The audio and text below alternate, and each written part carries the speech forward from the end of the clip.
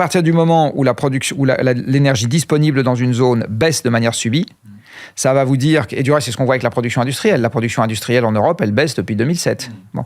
Donc ça veut dire que la production vraie, j'ai envie de dire, ce qui se compte en mètres carrés, en tonnes, en litres, en mètres cubes, est en train de baisser. Alors après, on peut toujours tripatouiller les potentiomètres pour avoir en apparence une croissance économique, parce que on a plus d'activités financières, des honoraires d'avocats qui augmentent, etc. Mais en fait, c'est une fausse croissance. Si moi, par exemple, qui suis consultant de mon métier, j'augmente mes honoraires d'une année sur l'autre, je ne vais pas travailler plus d'heures. Oui. D'accord ? Vous achèterez toujours une heure de Jean Covici, ça qui vaut ce qu'elle vaut, mais bon. Et si je la facture 2 fois plus cher, c'est de la croissance ?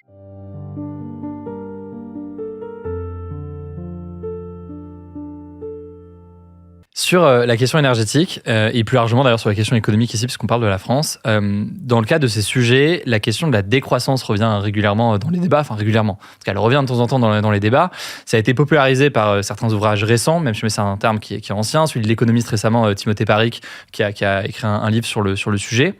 Quand on parle de décroissance, ça peut prendre plusieurs formes, décroissance du PIB, aussi d'un point de vue justement d'utilisation énergétique. Quel regard est-ce que vous portez sur ce débat-là aujourd'hui ?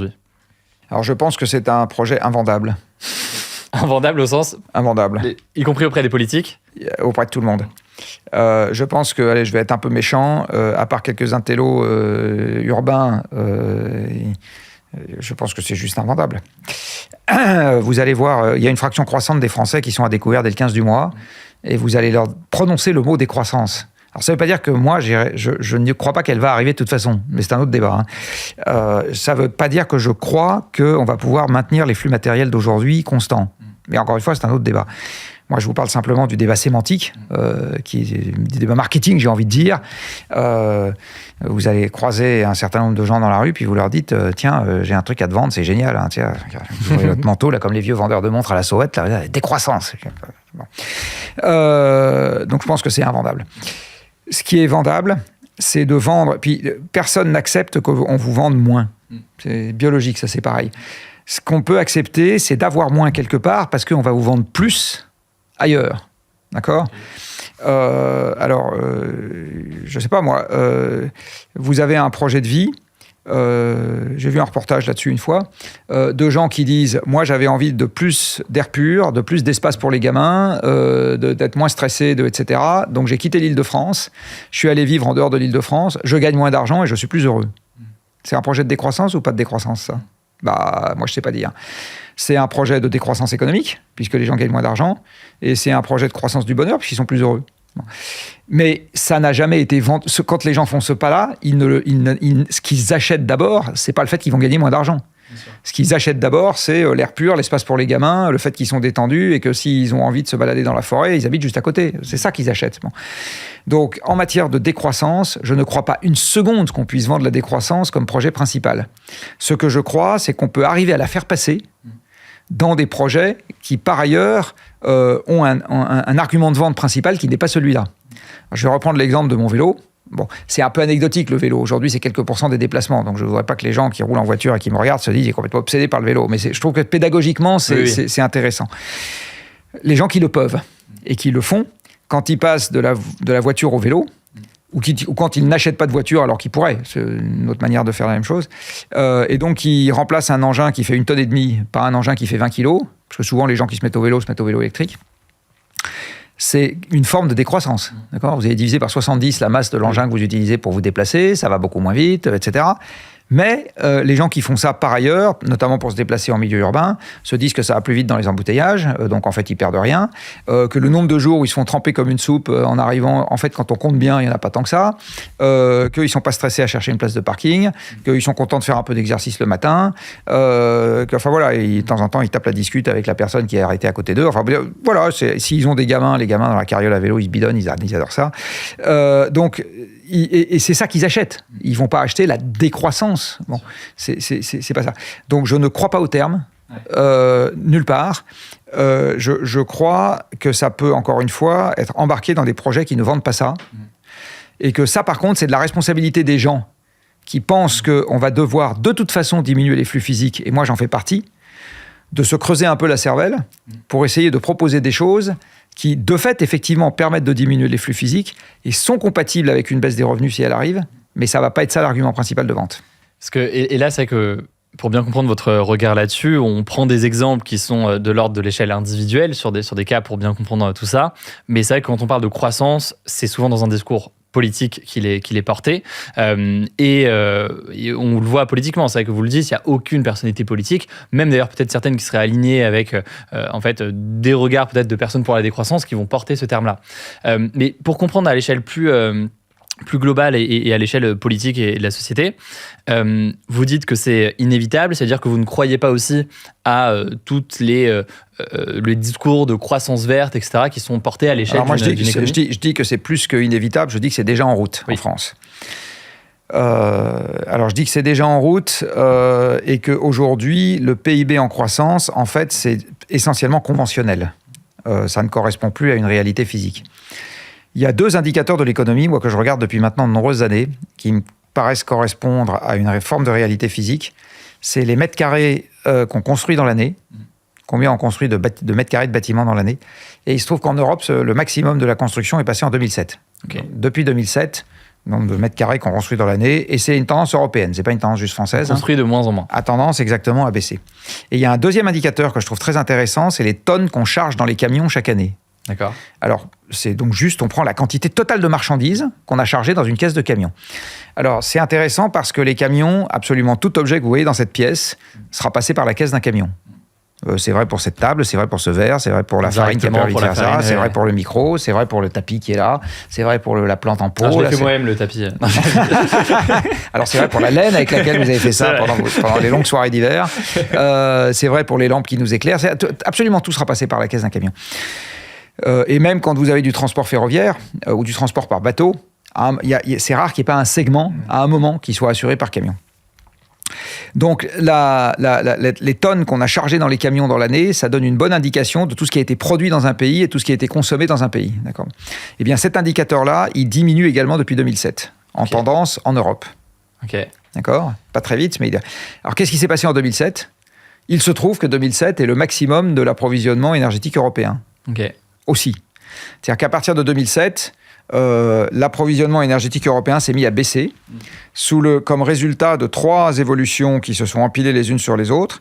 L'approvisionnement européen en charbon baisse depuis les années 1980, parce que le charbon se transporte mal, c'est un pondéreux solide, ça pèse lourd et c'est gros, ça occupe des gros volumes, etc. Ça se transporte pas bien. Et donc, quand la production domestique de charbon commence à baisser, en général, la consommation domestique de charbon, elle baisse aussi. Okay.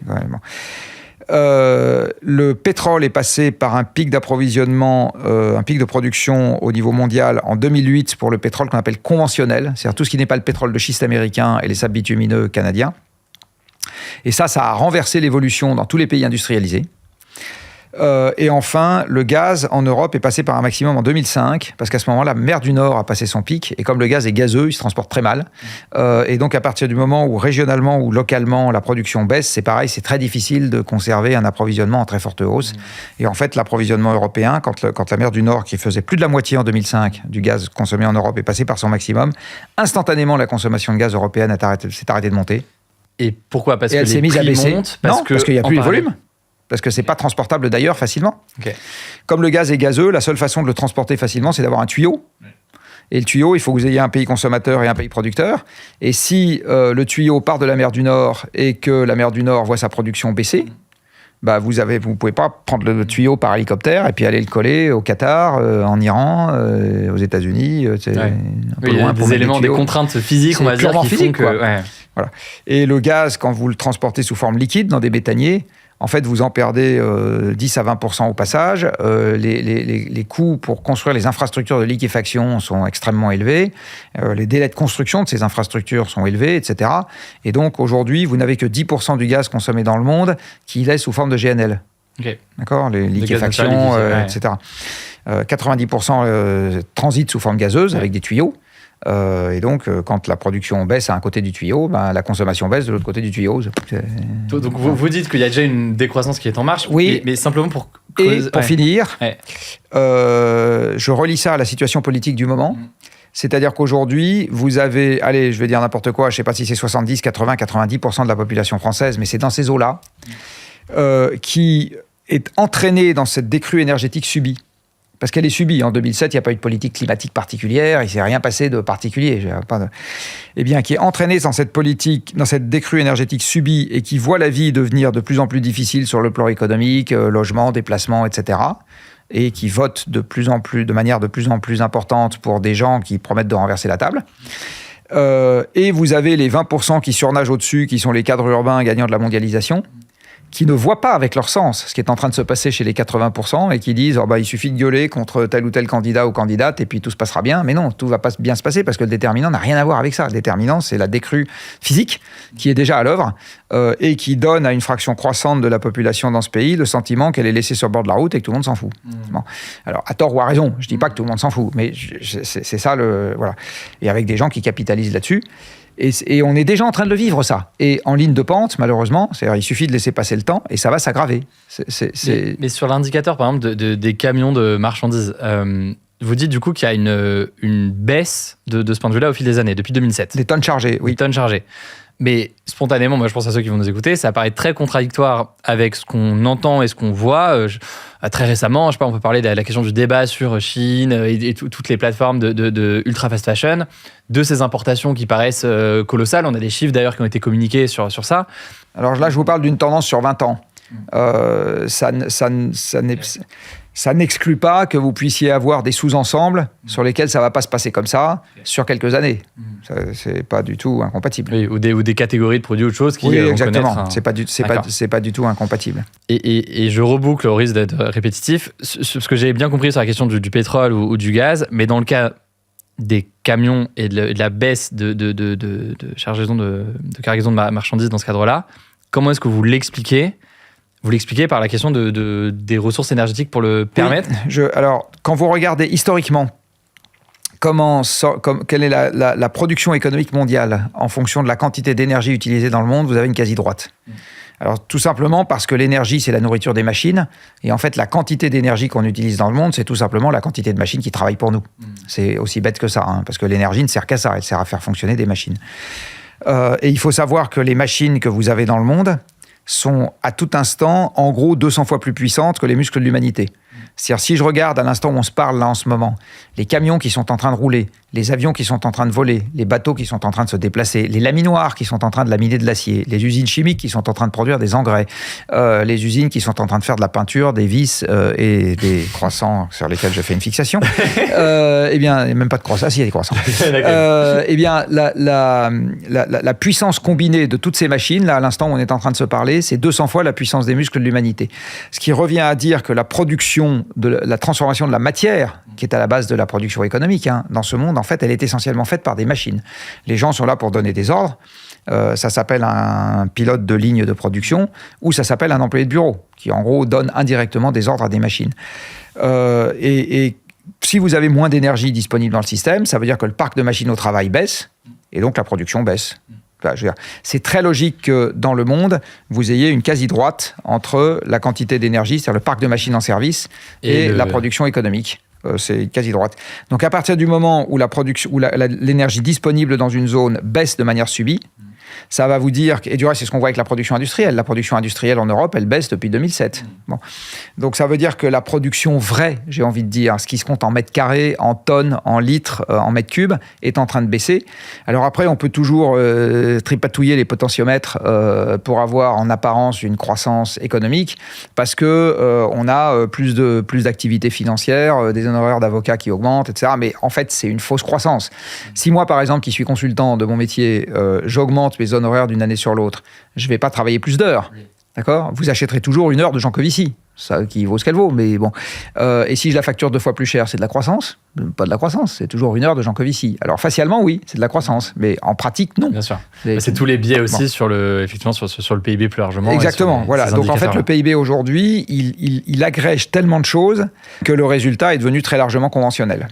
Ça n'est plus possible, et c'est bien pour ça qu'on a cette incompréhension apparente entre un nombre croissant de gens pour qui la vie devient plus difficile et le PIB qui en apparence augmente. Et on dit, ah, mais il y a de l'argent, etc. En fait, non. Le problème aujourd'hui, il est devenu physique. La limitation est physique. C'est pas nécessairement parce qu'il y a de l'argent qu'on va facilement loger les gens. Ça paraît totalement contre-intuitif de dire ça, mais en fait, physiquement, c'est comme ça que ça se passe.